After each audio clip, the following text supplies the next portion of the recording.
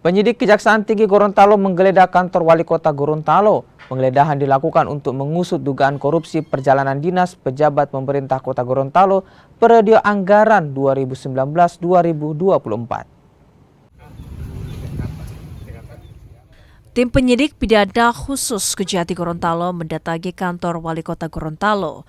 Tim penyidik menggeledah ruangan bagian umum.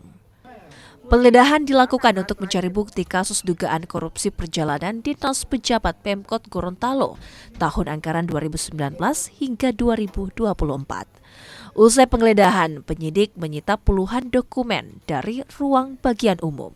Berhubung ini naik ke penyidikan, di tahap penyelidikan lebih kurang 3 bulan kami tangani.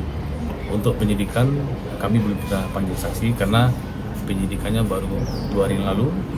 Jadi tidak akan kami lakukan untuk mencari dokumen-dokumen, barang bukti, alat bukti yang bisa mendukung mengungkap kasus ini, siapa-siapa nanti yang dimintakan pertanggungjawaban. Itu aja. Selalu saya katakan bahwa saya berusaha 5 tahun menjabat wali kota ini, insya Allah saya tinggalkan kota Gorontalo bersih dari persoalan korupsi. Dan alhamdulillah hari ini Pak Spicus yang telah membantu kita, bahkan tadi sudah semua kabar. Dan kalau memang saya tahu beliau datang pagi ini, saya undang semua camat-camat lurah untuk supaya beliau memberi nasihat pada camat lurah. Nah ini yang kita harapkan.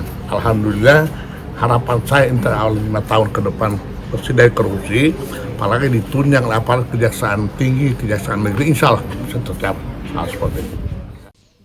Sebelumnya, Kejati Gorontalo telah memeriksa sejumlah pejabat tinggi Pemkot Gorontalo terkait perjalanan dinas fiktif tersebut.